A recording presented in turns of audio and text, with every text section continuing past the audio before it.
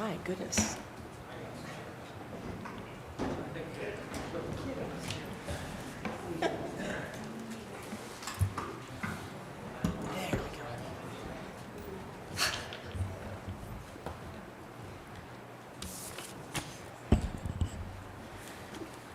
Good evening, everyone, again, and welcome to our committee of the whole meeting tonight, Wednesday, April 14th, 2021. We will have roll call again. Since this is a separate meeting, just to show who is present, please, everyone, please check in.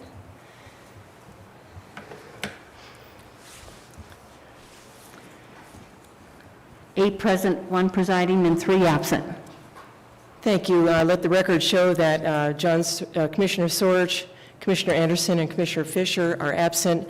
And just on the side here, Commissioner Anderson called me today, and you just keep him in your prayers because he had a heart attack, and it was luckily it happened in a physician's office, and they life flighted him to Missoula. He had to have some stents put in. He called me, and just his old jovial self said he was okay, and thankfully, it worked out just right. So he will be back when he has rested up for a few days. Keep him in your prayers. Thank you. We already did the prayer and the pledge. Any public comment on any items on the agenda? We'll look at the phones again and see if anybody cares to speak on anything on tonight's agenda. No phone calls. And there are no letters to be read. No letters read. Okay, thank you.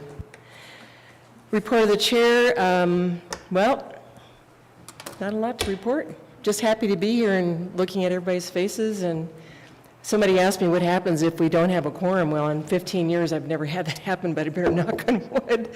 We need 7 to have a quorum, so we're doing good. So we'll just move right into our Section 1, bid openings, public hearings, or presentations.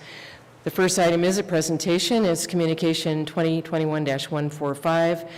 Leslie Clark, Human Resource Director, requesting Council of Commissioners concurrence to schedule a presentation on April 14th, 2021 for the July 1st, 2021 Butte-Silver Health Insurance Renewal. Director, Leslie Clark. Floor is yours. Forward and back. Okay. Thank you, Madam Chairperson and members of the Council. Good evening, and thank you for taking the time to allow us on your agenda to discuss our upcoming health insurance renewal for July 1st of 2021. For the new members that I haven't yet met, my name is Leslie Clark, and I'm the HR Director for Butte-Silver. And I also have with me Teresa Marshall. She's our benefits specialist out of the HR office. I intend to present right now just kind of the overview of the process that we used in going through the renewal process and the bidding process and everything for our upcoming health insurance renewal. And then Teresa will be presenting information on the individual plans and what is covered in the plans, any changes made to the plans, things like that. So we're both very excited to be presenting tonight because fortunately we have good news for a change. So get to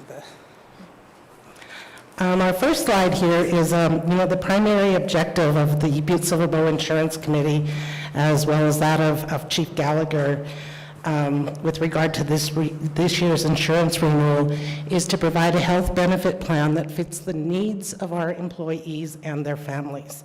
And the typographical error up there is mine. While taking into consideration the following goals that we tried to incorporate into our planning this year. The first one, to establish an equitable employer contribution. The second one, to decrease premiums all around for both the county and the employee, but most importantly for the employee. To improve plan designs and make changes to plan designs without reducing any benefits that are currently in place. To offer more choice for our employees. To revise our coverage tiers and to align our plan year with our deductible year. And I just wanted to go through that list a little bit right now, but we will get back to some of the specifics of those goals as we go through this presentation. As you're aware, we have a real hodgepodge of groups that makes everything insurance-related very difficult. We have non-union employees who are eligible for our health insurance. We have union employees who, under their collective bargaining agreement, they are on a union health insurance plan with negotiated employer-employee premium shares as part of their contracts. And all of these contracts, the premium shares of both the employer and the employee vary very greatly. Gets a little confusing at times. And then the third group, as you may be aware of, we now have employees covered under a collective bargaining agreement who opted out of Butte-Silver's health insurance plan on January 1st of 2021. And they enrolled in basically a commercial plan of their own choosing.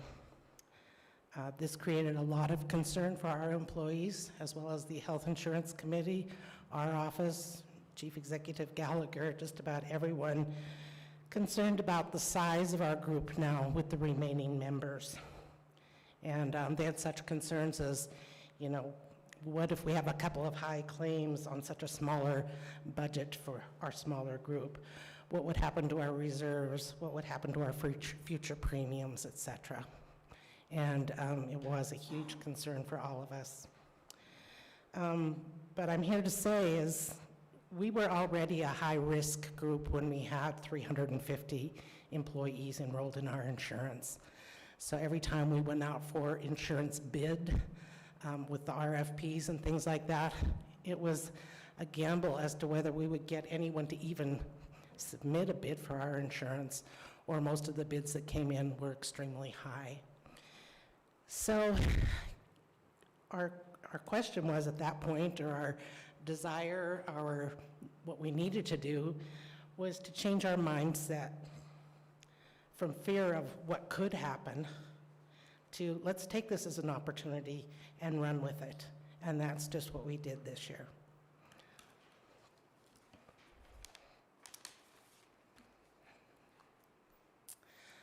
The next slide just shows the marketing process that we went through, the RFP process. Lori Farron, our benefits consultant from Payne West, she went out for bid, just as she always does every year.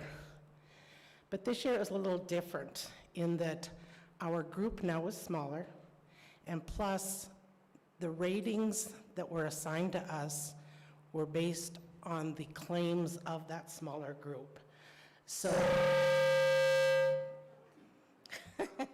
sorry.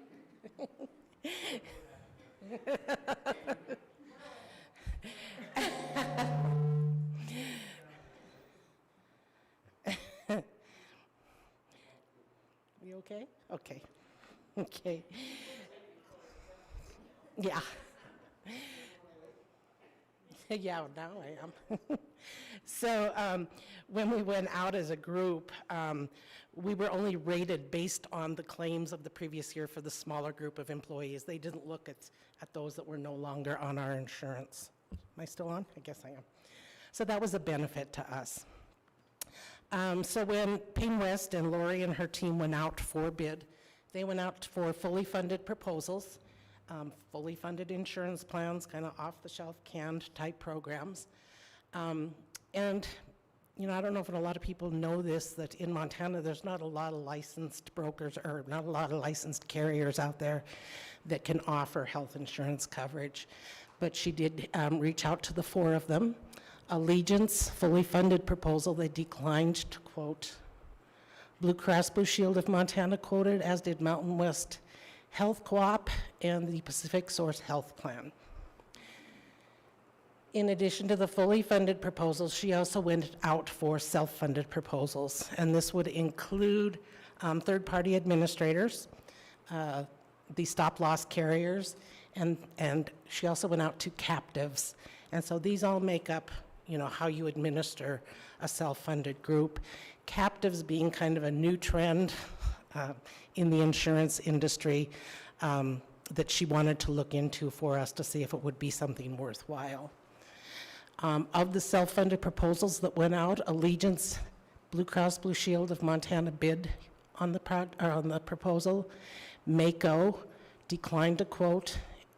MMIA, Mountain West Health Co-op, they quoted. Pacific Source declined to quote. In addition, those would be the third-party administrators. In addition, of the 8 stop-loss carriers that she went out to bid for, 4 of them declined to quote. And with the 2 captives that she went out to bid for, 1 of them declined to quote.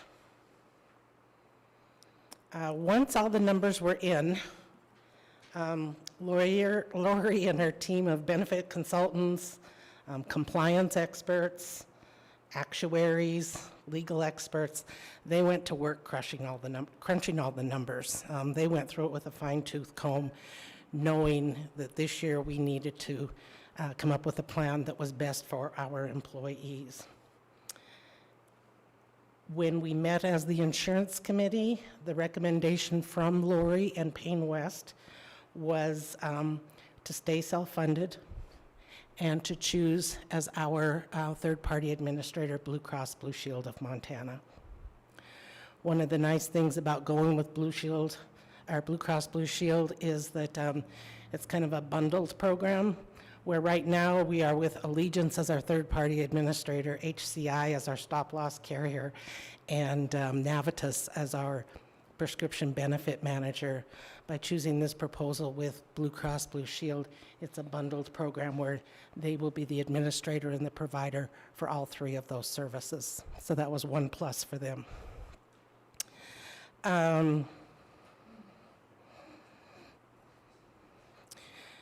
Going back to the previous slide, I guess I'm in charge here. I just kind of wanted to go over some of the goals we had in place in helping us to meet our objectives. And to give you an idea of why we chose Blue Cross Blue Shield as well as the self-funded plan. Of course, Blue Cross Blue Shield, they provided the best overall program proposals, and they had the most competitive premium rates for both the fully funded and the self-funded programs. So that is one of the main reasons why we went with Blue Cross Blue Shield, as well as the bundled package was a real plus too. From what I understand, third-party administrators that quoted on the plan were not even close to what Blue Cross Blue Shield offered us. As far as why we chose to stay self-funded, I know that's always a big question of a lot of our employees. Wouldn't we be safer and more secure, less risk if we went fully funded? We chose to remain self-funded for a couple of reasons. When you're a self-funded plan, you can work with your consultant to design the plan that best meets the needs of your employees and the wants of your employees. And you can make changes or additions or anything to the plan at any time during the year by amending the plan. So it's really, really flexible. Versus a fully funded plan, they are kind of like canned programs that are off the shelf. You don't get any choice in what is provided, what is covered, what the deductibles are. You just choose an off-the-shelf type program, which is very inflexible, and you kind of get what you get. The other plus about choosing a self-funded plan is that with off-the-shelf plans, they tell you what you have to charge for your tiers of coverage. So this is what you have to charge for family coverage. This is what you have to charge for employee-only coverage. With a self-funded plan, we're given an overall budget. Say it's $4 million. We can set up our tiers of coverage for our employees as long as we meet that overall budget. So that gives us the opportunity to maybe help out the families a little more. I know sometimes Brian Citraro on our committee, he likes to talk about the philosophy of the committee since its inception being a family-oriented plan. So those types of things make the plan flexible so that we can adjust as we see necessary. And then the other thing is, if you choose an off-the-shelf plan, a fully funded plan, you pay the entire premium every month. And they take on all of the risk for your claims that year. Versus if you go to a self-funded program, we only pay the administrative fees once a month and then the claims every week. If our claims are down, instead of that money going into the pocket of the insurance carrier, it stays in our reserve account with the insurance. So we have a chance by the end of the year, if we have a really good year, of building up that reserve account for future claims and things like that. But if we have a bad year on the bad claims, we're still protected by what's called stop-loss insurance, which basically is an umbrella of protection that keeps the fund from going bankrupt. So there's a lot of pluses with self-funded, and I hope we're able to communicate that properly to all of our employees so that they understand the reasons why we chose that. Going back to this previous slide, just a couple of things I wanted to talk about before I discuss premium rates. One of the things is we wanted to establish an equitable employer contribution, meaning that we wanted all employees to be treated the same, whether you chose family coverage, single coverage, employee and spouse coverage. So we have worked with the budget office and the chief executive and the insurance committee to develop our budget around one flat rate contribution by the county government for all employees who enroll in the health insurance plan. The one thing that we have to take into consideration here is that we have a lot of union contracts out there right now that are in the process of being negotiated. While we can implement this program right now, or this equitable employer contribution right now, for non-union employees, July 1st we can do that.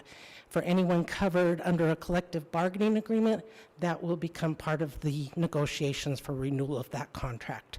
So we have 10 contracts up between now and July 1st. A large number of them are on our health insurance, so we will be working with them to explain this new method of doing the employer contribution, and hopefully it's something that they will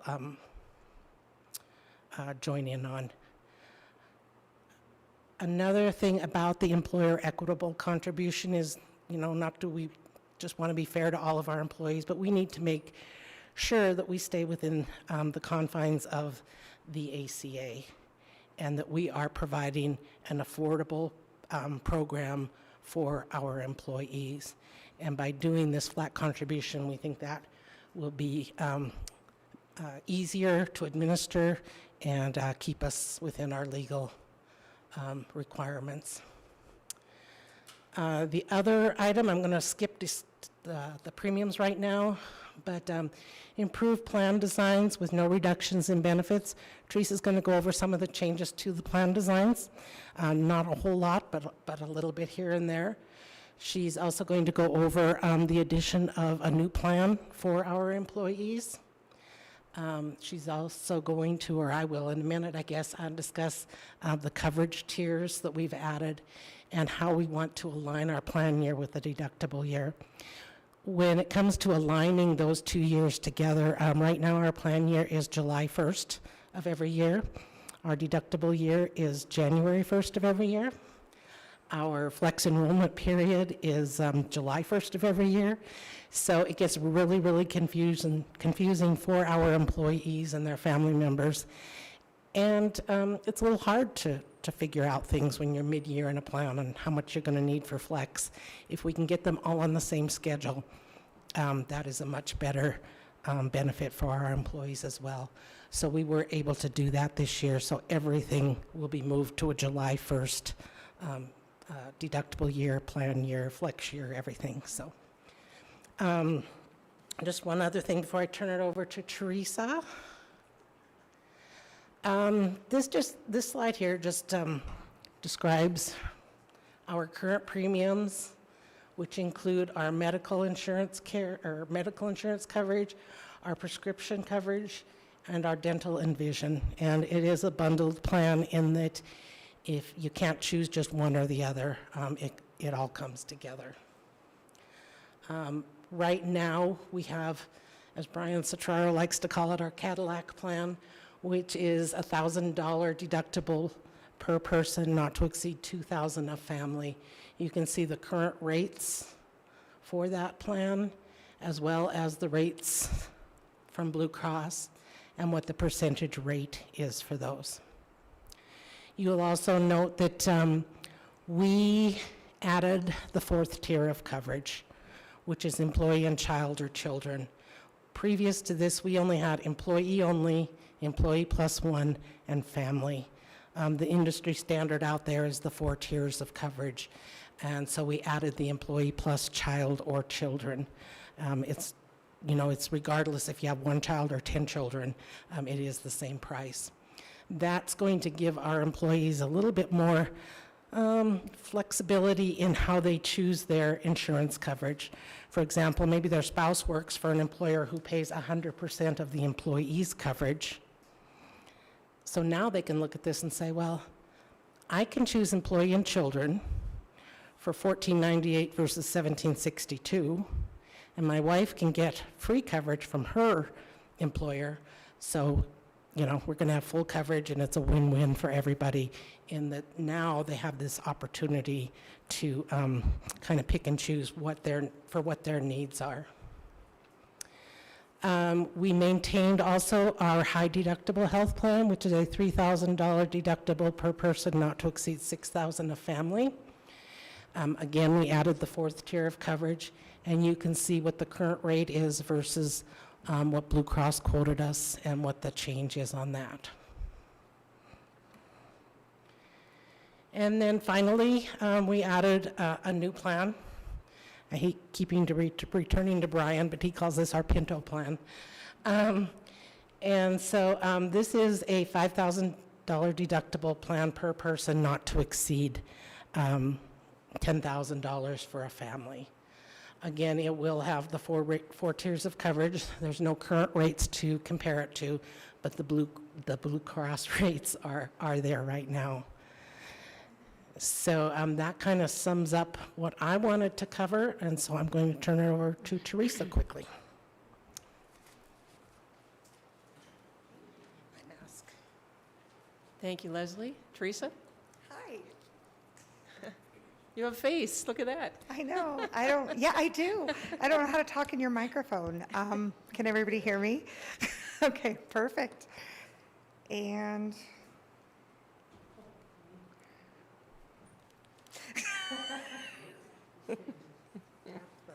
That one. To go forward. where do I point it? Right there.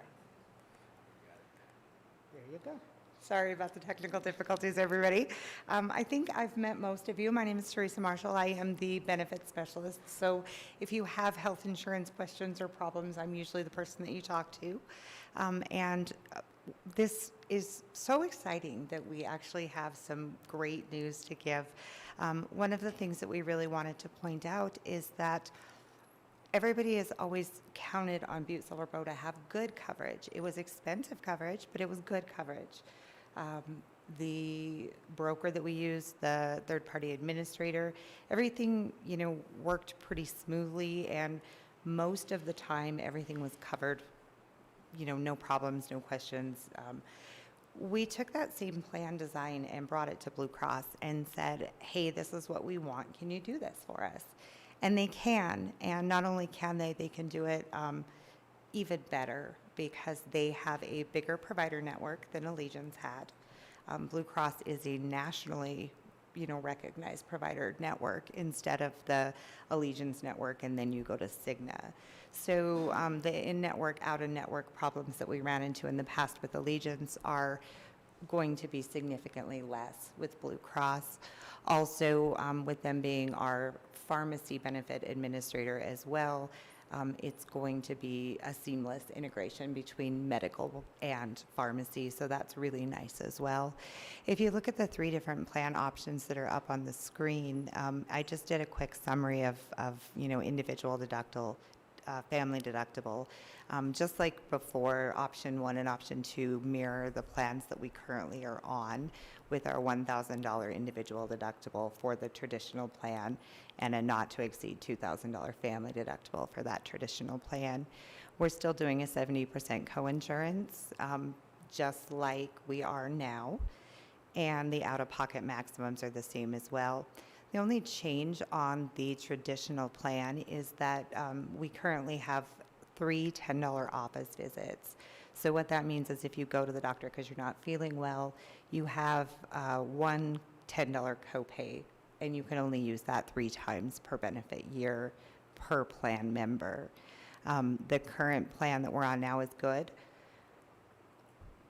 What Blue is willing to do for us is give us a $20 copay and unlimited visits. So if you need to go to the doctor more than 3 times in a year, you're not going to have to pay, the full doctor visit for it. So that's a pretty nice benefit. The copay is a pretty nice benefit. We're still negotiating with them to add the diagnostic imaging and lab testing to that. That's on our current plan. But right now, the diagnostic testing, you go to the doctor because you have strep and you get a strep test. It was covered as part of your $10 office visit on Allegiance. Right now, it's not covered. That testing is not covered as part of your $20 office visit, but we're still working on the plan documents, so that could change. Just like our current plan, any preventive screenings are going to be covered at 100% for Affordable Care Act. So if you move into option 2, which is our high deductible plan, it's the exact same plan as what we have right now. We still have the expanded preventive drug list. Everything that's not screening applies to your deductible. Once your deductible is met, you get your 100% paid by the plan. And then when you add that third plan in there, one of the concerns is the $10,000 family deductible or a $10,000 family out of pocket. And that is a lot. That is a very high number. I anticipate that this $5,000 benefit plan is probably going to be very attractive to our single employees.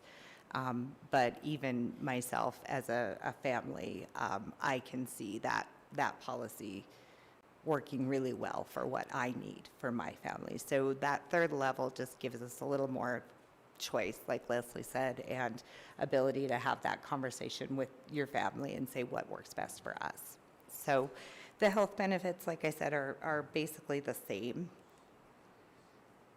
Same with the prescription benefits. This year, our current plan, we have the traditional plan. Right now, if you're on the traditional, your first $100 of prescriptions applies to your deductible. We have managed to get the deductible and out-of-pocket wiped out. So there is no prescription deductible. There is no prescription out-of-pocket maximum. It is still tier leveled if you're on the traditional, so your prescriptions are going to cost either $10, $20, or $35 per fill. We also have the mail order option just like we do now, and a specialty pharmacy option just like we do now. So the prescription drug benefit is actually just better than it was before. The high deductible plans are standard high deductible plans. Anything covered by the Affordable Care Act is going to be covered at 100%. And then we have an expanded preventive drug list that is covered at 100%. Things like antibiotics or, treatment type of prescriptions will apply to your deductible, to your medical deductible, just like they do now. And as Leslie mentioned, it was a bundled plan, so the dental and orthodontic benefits are also included. There is no separate premium for dental and orthodontic. It's all combined into one premium. This plan is basically the same as what we have before or what we have now. The only difference is that we increase the preventive care and screening visit benefit from an 80% benefit to 100%. So that's pretty much the industry standard right now, is that preventive treatment for dental is covered at 100%, and our current plan does not cover it at 100%. So this new plan with Blue Cross will cover it at 100%. One other nice thing about this is that the maximum pay per calendar year is $1,500. But since we're getting a new carrier in July, that means everybody gets to start over with their $1,500 maximum pay, so yay. And the orthodontic treatment is the same. And the vision benefit has not changed at all. It is still the exact same benefit that we had before, with preventive yearly examinations being paid at 100%, and then your corrective glasses or contact lenses paid to a certain dollar amount. So really, they mirrored our benefits that we currently had, gave us better options in a lot of places, in a lot of cases, and it's just really, really a good thing. So the other thing that Blue Cross was willing to do for us is continue all of the additional services that our employees currently have. So right now we have health savings accounts, we have flexible spending accounts. You can still do that under Blue Cross. We also have the Health Joy telemedicine and mobile concierge service, which allows you to pick up the phone and call a doctor on a Saturday night if you need to, or use their concierge service to find a provider that's in network, or have them review your medical bills. All of that benefit support stuff that you don't always want to bring to your HR office. That option is still available. It's still, they are absolutely compatible with Blue Cross. We're still able to use our online benefits enrollment through Employee Navigator like we have for the last couple of years, which means that if you have a life change or a qualifying event, all you need to do is log on to Navigator, make your changes. You don't have to submit 15 different forms of ID and 12 copies of your birth certificate. We also are still working with the My Health Check 360 Wellbeing program, and that is compatible with Blue Cross as well. So the yearly biometric screenings that we hope to get back on track in January will be covered as a screening benefit by Blue Cross, paid for at 100%, just like they are now. And any of those additional well-being incentive programs that we're offering, like the smoking cessation program through St. James, or any of that type of stuff, the mobile mammogram program, all of those services are also going to be covered under Blue Cross, just as they are right now. And then last but not least, which is very valuable to me, is the consulting services by Lori Farron and her Pain West team. They do an excellent job. There's so many people on that group that can answer questions about, the legalities of benefits, and can we do this, and are we allowed to do that, and stuff like that. And they really are a very valuable resource. So we're not losing any benefits. We're not losing any coverage. We've gained quite a few things. This is hopefully going to be a really great plan year. And last but not least is open enrollment. The last couple of years, we've done open enrollment, and our employees don't really want to make any changes on their health insurance because, it's been the same plan for, how long has it been the same? It's been the same plan for a really long time, so everybody knows what they're doing and who they're doing it with, and stuff like that. This year, our open enrollment is going to be very important because there are so many changes. We're not just changing our health insurance, we're changing our flexible spending accounts, all of that kind of stuff. So it's really important that all of our eligible employees attend open enrollment meetings. Because of that, we've actually scheduled 12 different open enrollment sessions so that we can actually, sit down with smaller groups of individuals and have that conversation about, each of the plans and that kind of stuff. So they are available right now to schedule your open enrollment meeting. I can schedule them for you if you're not sure when you can go, or if you can't get to the website where you schedule your meetings. But yeah, it is going to be extremely important that everybody attend an open enrollment meeting. And last would be questions. Thank you.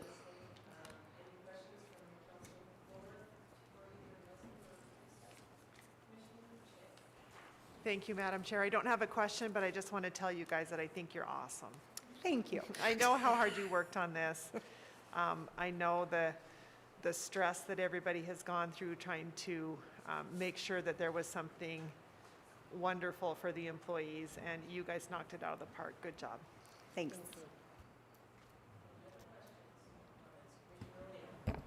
Thank you, Madam Chair. Definitely not a question, just usually when we sit in these health insurance meetings, it's, hey, the coverage didn't go up that much, so we're good. So to have it be saving money is really exciting. I'm going to probably do a cartwheel or two when I leave, so I'm pretty excited about that. So thanks for sharing this. It's been, I think, 5 years of sitting in these meetings. I'm always just mad after. And, I definitely need it because my blood pressure goes up, so appreciate that. It's calm. We're excited. We can't wait to share it with everybody. And I want to say that the heartburn from last year, I actually jumped ship and went to straight Medicare, so just saying. And I think you guys are just doing an amazing job of trying to make this work. Self-insured, in theory, is really the best way to go. And trying to keep the claims down and helping people to try to be healthier. And yeah, so thanks for everything. If I could just add one thing, please. Yes. A couple Leslie. of things. We did get a couple of extra perks or bonuses from Blue Cross Blue Shield that we basically, we didn't ask for. They just negotiated it as part of their offer to us. One is we have stop-loss insurance coverage at $140,000 an individual, so that the plan is protected if you have a multi-million-dollar claim or something like that. Once a person hits $140,000, then the amount above that that's paid is reimbursable to Butte-Silver Bow from the stop-loss carrier. And so that's where we're currently at right now. But Blue Cross offered us an $80,000 stop-loss, which means basically if an individual hits 80,000, then everything above 80,000 is reimbursable to Butte-Silver Bow. So, it's like a $60,000 credit or, to us. So that's really good. Nate took sorry. I do want to let you know too that when you look at the premium rates, the amount that we worked together, mainly Teresa and Danette, for the employer contribution is $1,300 for every employee. So if you look at the full premium minus the $1,300, that's what the employee's monthly premium is going to be. So that's really good, and we're thankful for that. And like I say, just remember that these premiums right now apply to non-union employees, and as contracts come up for renewal, and if that rate is negotiated into the contract, then it will take effect. So, All right, thank you. All right, Commissioner Callahan. Thank you, Council Chair. My one question is, I know there was a few groups that got out, and it sounds like that kind of helped us because they were high-risk groups. Now, if they elect to get back in, does that bring us back down where we were, or how does that come out? with two of those groups, we put in place MOUs to their contract. So there are real specific conditions that would allow them back on our insurance. And it could be at our discretion, it could be at the insurance carrier's discretion, whether or not they want to allow them back on the group. We do have to offer them health insurance coverage, so if we aren't able to put them on our group or we decide not to put them on our group, we could set up another plan specifically for them, until such a time that, we're renegotiating things and put them back on our group or whatever. But there are specific requirements laid out in those MOUs for them to come back on. Okay, thank you. Any further questions? Seeing none? Well, thank you so Thank much. you. And I forgot to print copies, so I will email you guys Okay. the presentation. Thanks so for the that you good have a news. copy of it. Yes. All right. Thank you. Okay, moving on to our communications, section 2. The first item is communication number 2021-125. Michael and Kellyanne Hoven, 241 William Street, Walkerville, Montana, requesting Council of Commissioners concurrence to purchase a 10-acre parcel of vacant land owned by Butte-Silver. We would like to survey and purchase a portion that includes our driveway and the adjacent property formerly owned by the Wyatts.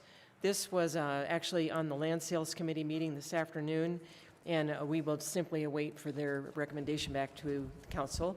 So we'll hold this in abeyance. The second item is communication number 2021-126. Kristen Rosa, Tivet Administrator, requesting Council of Commissioners authorization to schedule a bid opening on April 7th, 2021 for the Port of Montana Connections Rail Expansion Project. We did have this bid opening last week, so Commissioner Frederickson. Thank you, Madam Chair. I move to place communication 2021-126 on file. We have a motion and a second to place communication 2021-126 on file. Is there anything on the question?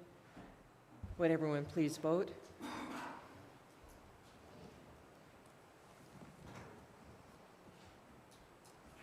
Would anyone care to change their vote?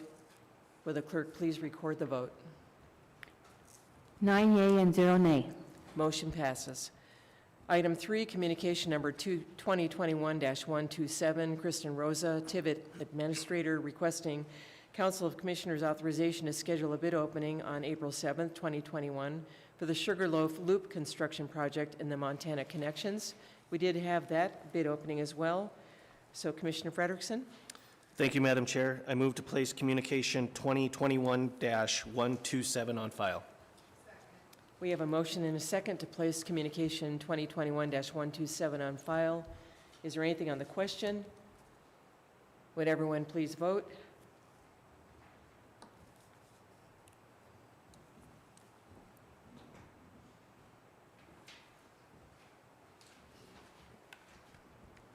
I swear I pushed it.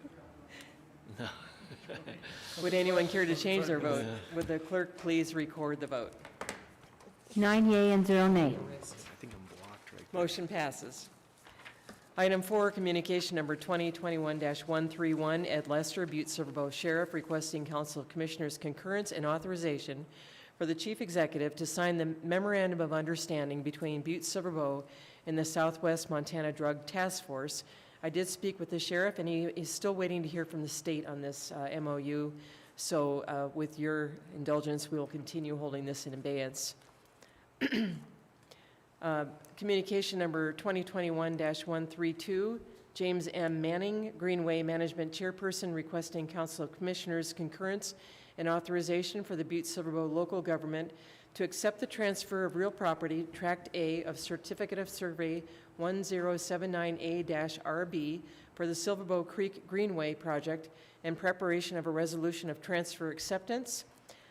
We did concur with that transfer of property. We concurred with that request, and it was moved to the County Attorney's Office for a resolution, which we now have. The resolution is in judiciary. So at this time, I would recommend that we cross-reference this communication with the resolution. So I'll ask Commissioner Frederickson for that motion. Thank you, Madam Chair. I move to cross-reference communication 2021-132 with resolution 2021-12 and place on file. We have a motion and a second to cross-reference communication 2021-132 with resolution 2021-12 and place that communication on file. Would everyone please, is there anything on the question? Would everyone please vote?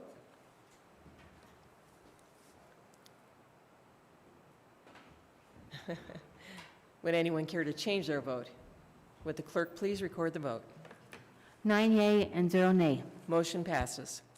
Item 7, communication number 2021-145, Leslie Clark, Human Resource Director, Item 6, communication number 2021-133, Gary Shea, broker owner of Shea Realty, requesting Council of Commissioners concurrence and authorization for a one-year extension of the conditional approval of the amended plat, Buffalo Estates Temporary Open Space Phase 1. And if you recall, we all did sign the subdivision extension agreement, and so we did conclude with Mr. Shea's request So Commissioner Frederickson. Thank you, Madam Chair. I move to concur and place communication 2021-133 on file. We have a motion and a second to concur with the communication 2021-133 and place this on file. Is there anything on the question? Would everyone please vote? Would anyone care to change their vote? Would the clerk please record the vote? 9 yea and 0 nay. Motion passes. Item 7, communication number 2021-145, Leslie Clark, Human Resource Director, requesting Council of Commissioners concurrence to schedule a presentation on April 14th, 2021 for the July 1st, 2021 Butte-Silver Health Insurance Renewal. As you know, we just received that presentation, so Commissioner Frederickson. Thank you, Madam Chair. I move to place communication 2021-145 on file. We have a motion and a second to place communication 2021-145 on file. Is there anything on the question? Would everyone please vote? Would anyone care to change their vote? Would the clerk please record the vote? 9 yea and 0 nay. Motion passes. Item 8, communication number 2021-150, Brian Doherty, Fire Chief, requesting Council of Commissioners permission to schedule a public hearing for Wednesday, April 21st, 2021, for the purpose of amending the fiscal year 2020-21 Fire Department budget to allow for increased expenditures of unanticipated revenue. We will hold that in communication until April 21st. Item 9, communication 2021-164, Lori Casey, Planning Director, requesting Council of Commissioners authorization to schedule a public hearing on April 21st, 2021 for the purpose of amending the FY 2020-2021 code enforcement budget, and we will hold that until that public hearing on April 21st.